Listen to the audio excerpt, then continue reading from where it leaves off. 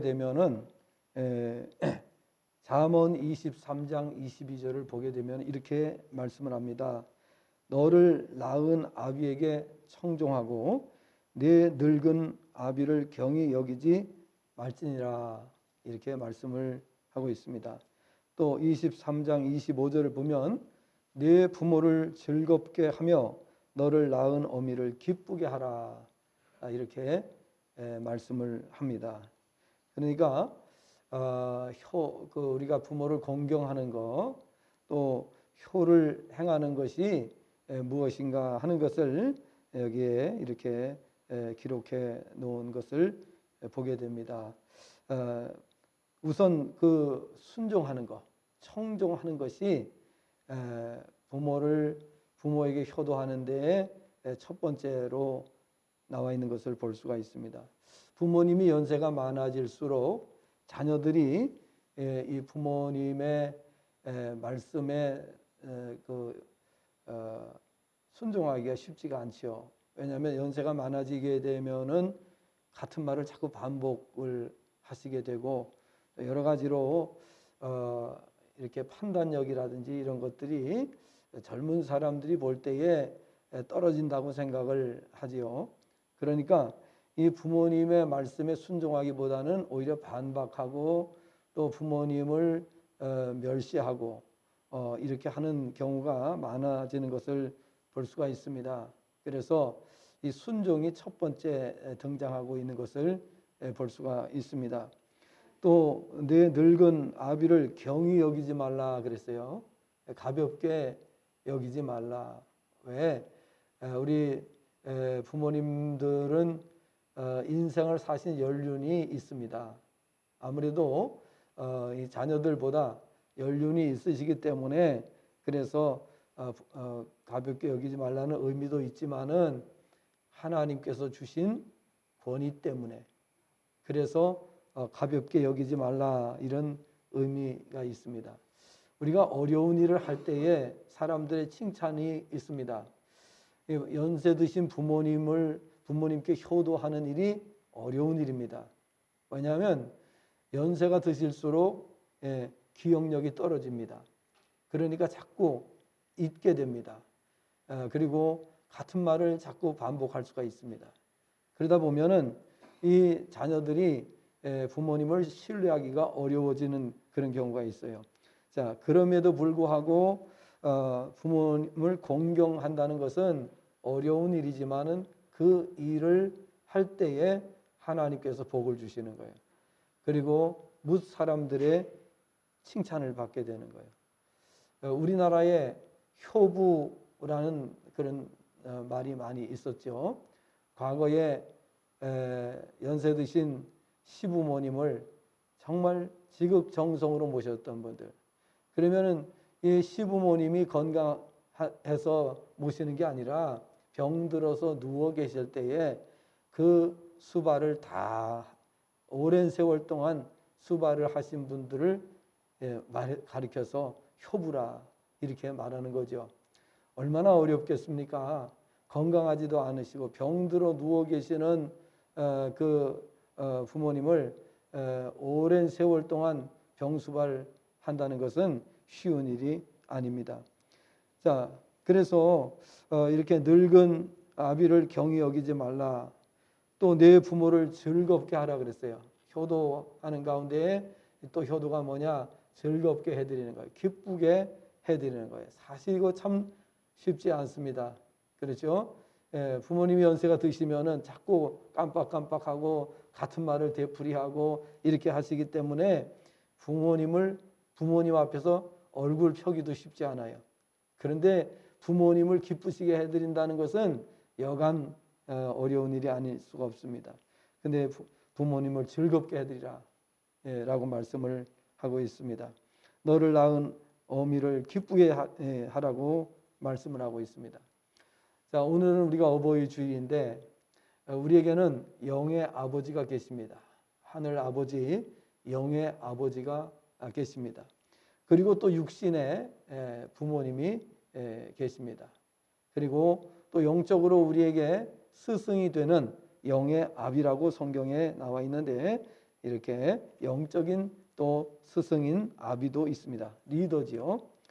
자, 이런 분들이 다 우리가 공경해야 될 대상이라고 성경은 말씀을 하고 있습니다. 물론 첫 번째로는 하나님을 우리가 공경해야 돼요. 하나님을 그래서 경외한다 이렇게 말합니다. 그리고 우리가 또 세상에 살아가는 동안에 우리가 공경해야 될 분들이 계신다 하는 것을 기억을 하셔야 됩니다. 그러면 이렇게 우리가 이상에서 말씀드린 이런 내용들을 실천을 잘 하려고 하면은 어떻게 해야 될까? 세 가지를 말씀을 드리겠습니다. 첫 번째는 하나님께서 주신 권위를 바로 알아야 공경을 할 수가 있습니다. 우리가 공경하는 것은 부모님이 건강해서, 부모님이 많이 배우셨기 때문에, 부모님이 경제적으로 여유가 있는 분이시기 때문에, 부모님이 인품이 좋아서 성경은 그렇게 말씀하고 있지를 않습니다. 그런 조건은 언급하지 않고 무조건 부모님을 공경하라 이렇게 되어 있는 것을 볼 수가 있습니다. 그래서 병든 부모님 공경하기 쉽지 않아요. 또 부모님이 많이 배우지 못하신 분들, 그리고 부모님은 당신은 못 배우셨기 때문에 그 못 배운 한을 생각하면서 자식들을 위해서 정말 뒷바라지를 열심히 희생하면서 하셨습니다. 그런데 자녀들은 이제 부모님보다 많이 배웠다고 부모님을 멸시하고 이렇게 하는 것을 보게 됩니다. 이것은 이율배반이라고 할 수가 있는 것입니다. 부모님이 못 배우셨어도 그만큼 나를 가르치기 위해서 희생하셨다면 그것이 존경의 대상이 되어야 될 것입니다. 그런데 부모님이 가진 것이 없다고 또 아는 것이 없다고 이렇게 우리가 부모님을 멸시해서는 안 되는 거죠. 그러면 부모님을 그럼에도 불구하고 멸시하지 않으려면 어떻게 되느냐? 부모님은 하나님께서 주신 권위가 있다는 것, 이거를 우리가 인정할 때에 이것이 가능해질 수가 있는 것입니다. 이 권위는 부모님에게 주신 고유의 권위입니다. 하나님께서 주신 권위입니다. 가정의 질서를 유지할 수 있는 비결이기도 한 것입니다. 이 권위를 인정하지 않는 가정은 할 수가 없죠.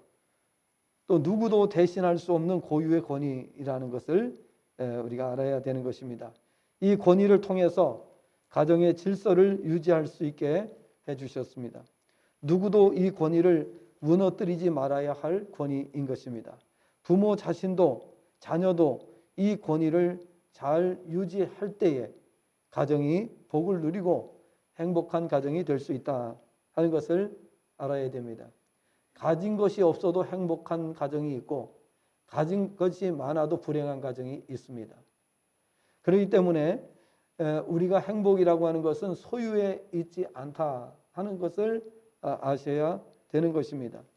그러니까 가진 것이 부족해도 가진 것이 없어도 얼마든지 기뻐할 수 있고 행복할 수 있지요. 자, 그러한 비결을 우리가 알아야 되는 것입니다. 이것은 믿음이 없이는 가능하지가 않습니다. 히브리서 11장을 보게 되면은 믿음을 가진 분들의 삶이 기록되어 있는 것을 볼 수가 있습니다. 그분들은 가진 것이 있어서 기쁘고 행복한 것이 아닙니다. 하나님의 능력과 또 하나님이 어떤 분이라는 것을 분명히 알고 믿었기 때문에 가능했던 것을 알 수가 있습니다. 믿음을 가진 분들은 어려운 시기에도 낙심하지 않습니다. 절망하지 않습니다. 그리고 하나님의 계획을 생각하고 하나님의 뜻을 생각하고 그리고 인내하며 견디는 것을 볼 수가 있습니다.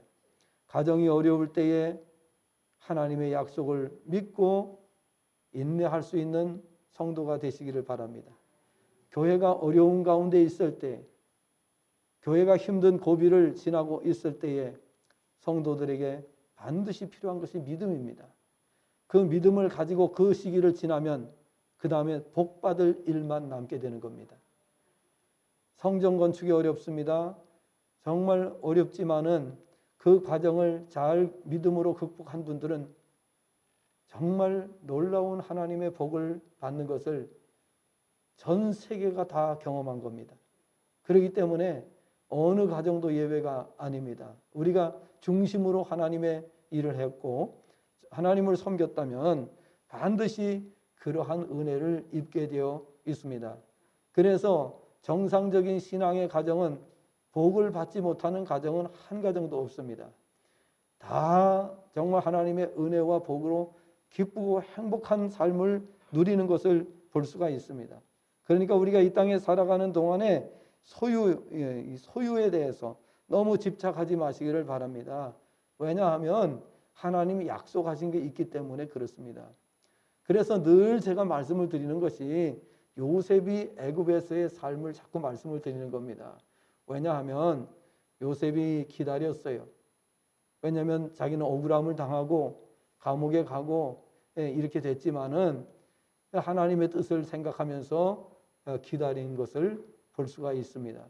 그리고 남들이 받을 수 없는 어마어마한 그런 복을 누린 것을 볼 수가 있습니다. 애굽 전체를 이 요셉이 쉽게 말하자면은 움직일 수 있는, 컨트롤할 수 있는 그런 엄청난 권세를 받게 된 것을 볼 수가 있습니다. 모든 기독교인들이 다 마찬가지입니다. 하나님의 때를 기다리며 지금 당한 시련과 역경을 견딜 수 있는, 그리고 그것을 정말 하나님의 은혜로 여기면서 갈 수 있는 그런 성도가 돼야 될 줄로 믿습니다. 하나님의 권위를, 하나님께서 주신 권위를 우리가 알 때에 우리가 부모님을 공경할 수 있다, 효도할 수 있다고 하는 사실인 것입니다. 한 가정의 예를 들어보면 포항시, 경상도 그 포항시의 그 가정, 한 가정을 예로 듭니다. 한 아버지가 사남매를 잘 키워서 모두 대학을 졸업하게 했습니다. 그리고 결혼을 하도록 했습니다. 그리고 이제 다 결혼을 시키고 한시름을 놓자 그만 중병에 걸리고 말았습니다. 그동안 사남매를 뒷바라지하느라고 몸에 병이 들고 말았던 것입니다. 자, 이런 사실을 알고 하루는 자식과 며느리, 딸과 사위를 모두 불러 모았습니다. 그리고 다음과 같이 말을 했습니다. 내가 너희를 키우고 대학 보내고 시집 장가 보내고 사업을 하느라 7억 정도의 빚을 졌다. 알다시피 내 건강이 안 좋고 이제 능력도 없으니 너희가 얼마씩 좀 갚아다오. 그러면서 종이 한 장을 내밀었습니다. 종이 한 장을 내밀고 여기에다가 능력껏 적으라고 그랬어요. 예. 자, 그렇게 해서 이제 아버지 재산이 좀 있는 줄 알았던 자식들은 서로 얼굴만 바라보면서 씁쓸한 표정을 짓고 있었습니다. 그런데 그 중에 형제 중에서 그리 넉넉지 못한 둘째 아들이 종이에 5천만 원 이렇게 적었습니다. 그러자 마지못해서 나머지 자식들은 경매 가격을 매기듯이 큰 아들이 2천만 원, 셋째 아들이 1,500만 원, 딸이 1천만 원을 적었습니다. 문병 한 번 없고 그 흔한 휴대전화로 안부전화 한 번 없는 자식들을 다시 모두 불러 모았는데 이번에는 며느리와 사위는 빠졌습니다. 그리고 친자식만 사남매가 모였습니다. 아버지가 이렇게 말합니다. 내가 죽고 나면 너희가 얼마 되지 않는 유산으로 싸움질하고 형제간 반목할까 봐 전 재산을 정리하고 공증까지 해놓았다. 지난번에 너희가 적어준 액수의 5배를 지금 주겠다. 이것으로 너희에게 내가 줄 재산 상속은 끝이다. 자, 그래서 장남 1억 원, 둘째 2억 5천만 원, 셋째 7,500만 원, 딸 5천만 원, 상속을 적게 받은 자들이 얼굴 안색이 사색이 되었습니다. 우리를 씁쓸하게 하는 이야기 중에 한 사건입니다. 이건 실화입니다. 그러므로 부모는 하나님께서 주신 부모의 권위를 유지하고 또 자녀들은 부모의 권위를 잘 지켜드리는 가정이 돼야 됩니다. 그럴 때에 그 가정이 복을 누리게 되고 그 자녀들이 복을 누리게 된다 하는 것을 기억해야 됩니다. 하나님은 약속하셨습니다. 부모를 공경하는 자녀들에게 이 땅에서 잘 되고 장수하게 해주시겠다라고 약속을 해주셨습니다. 원문을 번역을 하면 이렇게 번역이 됩니다. 자녀들아 너희는 너희의 부모에게 주 안에서 순종하라. 왜냐하면 이것이 의로운 것이기 때문이다. 2절 너는 너희의 아버지와 어머니를 공경하라. 그것이 약속 가운데서 첫째 계명이다. 3절 그것이 너희에게 잘 되도록 한다. 그리고 너는 그 땅 위에서 오래 살 것이다. 이렇게 번역이 됩니다. 부모님을 공경하는 자들은 잘 됩니다. 시험을 봐도 잘 되고 사업을 해도 잘 되고 직장 생활을 해도 잘 되고 이게 복입니다. 부모님께 공경하는 자들에게 주어지는 복입니다. 공부를 잘해도 나중에 결과가 좋지 못하면 그 무슨 의미가 있겠습니까? 사업을 해도 그렇고 무엇이든지 마찬가지죠. 잘 되도록 해주시는 하나님의 은혜가 있어야 됩니다. 그래야 잘 될 수가 있습니다. 밤낮 노력을 해도 하나님이 잘 되게 해주지 않으시면 잘 될 수가 없는 것입니다. 그렇기 때문에 오늘 우리는 이 하나님의 약속의 말씀을 기억을 하면서 부모님을 공경하는 것은 어떤 조건이 아닙니다. 또 부모님을 공경하는 것이 내 어떤 생각이나 내 생각의 기준으로 부모님을 공경한다는 생각을 버려야 됩니다. 부모님을 공경하는 것은 자식의 의무입니다. 그것은 하나님께서 주신 부모님의 권위 때문에 우리가 공경하는 거지 우리가 부모님이 어떤 조건이 좋아서 공경하는 것은 아니라고 하는 사실을 알아야 됩니다. 그것이 행복한 가정의 비결이다 하는 것을 기억을 하시기를 바랍니다. 두 번째로는 어떻게 하면 부모님을 공경할 수 있는가? 하나님께서 주시는 상급을 믿어야 한다는 것입니다. 하나님께서는 인간의 타락한 본성을 아시고 부모를 공경하는 자에게는 이 복을 주시겠다라고 약속을 하셨어요. 10계명 중에 5계명에만 약속이 주어졌어요. 다른 계명에는 약속이 없어요. 그런데 5계명에는 하나님께서 복을 주시겠다는 약속을 해주셨어요. 그래서 예수님께서도 약속 있는 계명이라고 약속 있는 첫 계명이라고 말씀을 하신 것을 볼 수가 있습니다. 그래서 우리가 부모님을 공경하는 것은 바로 이렇게 하나님의 약속이 있다 하는 것을 기억을 하셔야 되는 것입니다.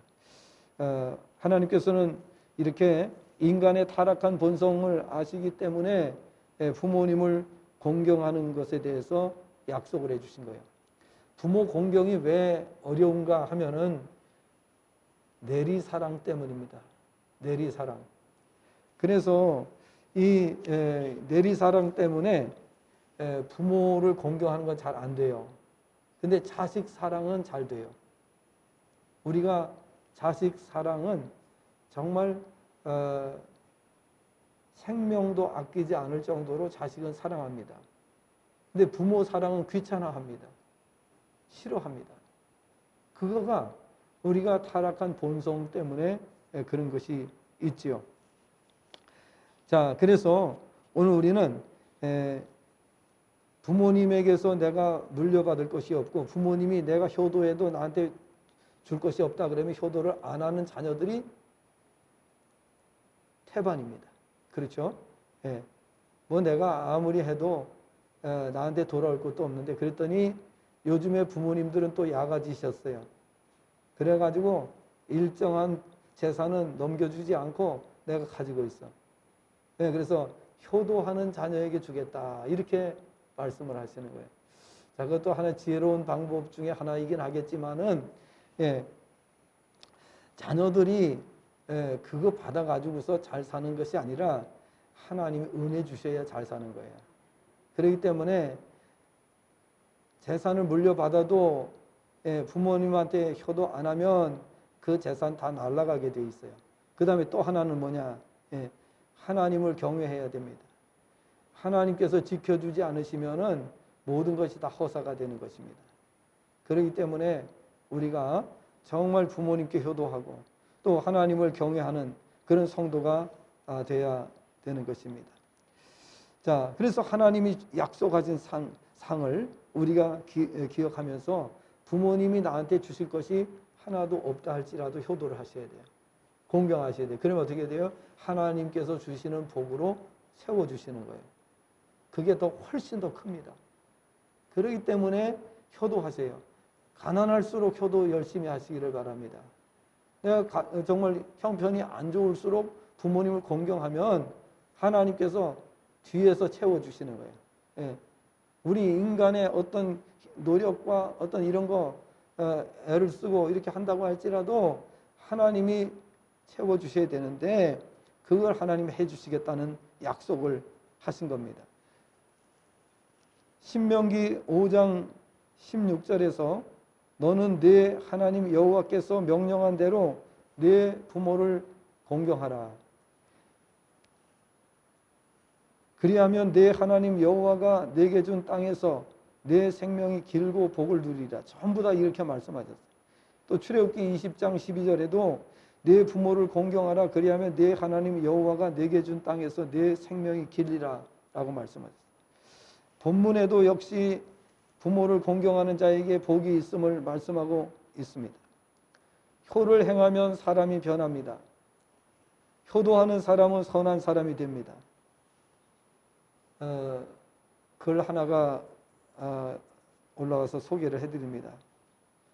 전 고려대 총장 홍일식 교수라고 하는 분이 미국의 LA를 방문했을 때의 일입니다. 그는 음식점에서 식사를 하면서 주인에게 인사로 장사가 꽤 잘 되지요? 라고 물었습니다. 그랬더니 주인은 갑자기 어두운 얼굴로 장사가 잘 되면 뭐합니까? 이렇게 대답을 합니다. 그래서 물었습니다. 왜 그러면 장사가 잘 되는 게 의미가 없냐? 이렇게 물었습니다. 그랬더니 그 지역의 흑인 불량배들이 행패를 부리고 돈도 빼앗고 그래서 장사가 잘 돼도 소용이 없다고 이렇게 말을 하는 것입니다. 그때에 이 교수님에게 아이디어가 떠올랐습니다.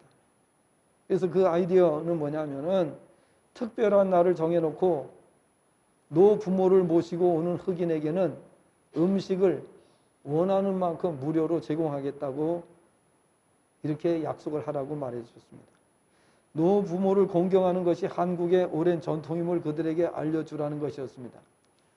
한국의 효사상에 감복한 흑인들이 폭력을 거두어 드릴 것이라고 생각을 했던 것입니다. 당시 주인의 반응은 시큰둥했지만 이후에 그는 계속되는 흑인들의 횡포를 견딜 수가 없어서 이 말이 떠올라서 그래 한번 시행을 해보자 라고 생각을 했습니다. 약속대로 노부모를 모시고 온 가족에게 음식을 무료로 대접했다고 합니다. 그런데 그 효과는 폭발적이었습니다. 흑인들의 폭력이 사라진 것은 물론 다른 지역의 흑인들이 멋모르고 들어와서 행패를 부리면 그 동네 흑인들이 달려와서 그 흑인들을 쫓아내는 일까지 해주었다고 합니다. 오히려 흑인들의 보호를 받으면서 장사가 잘 되었다고 하는 것입니다. 부모에게 효도하지 않는 흑인들, 정말 그 사람들의 괴롭힘 때문에 장사를 계속 유지하기가 어려운 그런 상황 속에서 오히려 이 효도하는 것을 흑인들에게 음식으로 가르쳐 주었을 때에 오히려 그 흑인들이 변화가 됐습니다. 새 사람이 됐다는 거예요. 부모에게 효도하면 이렇게 사람이 바뀌고 달라지는 거죠. 그래서 결국은 장사도 잘 되고 성공할 수가 있었다 하는 것입니다. 자, 이것이 한 예지만은 정말 이렇게 부모님한테 효도한다는 것이 얼마나 중요한 일인가 하는 것을 우리에게 가르쳐주는 일예라고 생각할 수가 있습니다. 이렇게 효는 인종을 초월합니다. 이런 것이 효를 행하는 사람의 상급이기도 합니다. 성도는 하나님께서 주시는 상급을 알고 기쁘게 부모를 공경하시기를 바랍니다. 부모 공경하신 분들은 나중에 이렇게 보면 결과가 나타납니다. 그러니까 힘들고 어렵다 할지라도 하나님의 약속을 우리가 기억을 하시고 그 약속을 믿고 그렇게 효를 행하시기를 바랍니다. 아이고 뭐 내가 아무리 효해도 물려받을 재산도 없는데, 이런 생각은 믿지 않는 사람들이 가지는 생각입니다. 믿지 않는 사람들은 얼마든지 그런 생각을 가질 수가 있습니다. 그러나 우리 믿는 사람들은 하나님의 약속을 믿고 하셔야 됩니다. 우리가 모든 일이 그렇지 않습니까? 부모님께 효도하는 일만 그런 것입니까? 아니요. 우리가 하는 모든 신앙생활, 우리가 주님의 사업에 참여하는 것, 또 우리가 각종 예물을 드리는 이 모든 것, 전부 다 하나하나가 하나님의 약속이 있습니다. 그래서 그 약속 때문에 나중에 결과가 다 나타나게 되어 있어요. 그래서 성도들 가정도 이렇게 나중에 분석해 보면은 중심으로 하나님 앞에 헌신한 가정들은 전부 다 표시가 납니다. 반드시 표시가 납니다. 그렇기 때문에 우리가 하나님의 약속을 믿고 하시라는 거예요. 어떤 조건을 보고 하지 마시고 하나님의 약속을 믿고 하라는 거예요. 마지막으로 한 가지 더 말씀드립니다. 어떻게 하면 우리가 효도를 할 수 있는가? 어떻게 부모를 공경할 수 있는가? 부모님의 사랑과 희생과 헌신의 가치를 바로 알라는 겁니다. 자, 공경하라고 하는 말은 원문의 헬라어 원문을 보면 티마우라고 하는 그런 말입니다. 이 티마우라고 하는 것은 무슨 의미를 가지고 있는가 하면은 값을 정하다 그런 말이에요. 값을 정하다, 값을 매기다, 값을 치다, 가격을 정하다, 평가하다, 공경하다, 뭐 이런 뜻으로 번역되는 단어입니다. 자, 여러분, 우리 자녀들을 양육하려면은 부모는 정말 대소변 다 받아내 줘야 되고, 그렇죠? 정말 온갖 굳은 일을 다 해야 됩니다. 온갖 굳은 일을 다 해야 됩니다. 정말 그 자식이 아플 때에는 잠을 안 자가면서 자식을 수발해야 됩니다. 그런 것들은 정말 다른 사람은 할 수가 없어요. 다른 사람은 할 수 없어요. 오직 부모만이 그걸 할 수 있어요. 부모는 어떤 대가를 바라고 하는 것이 아니죠.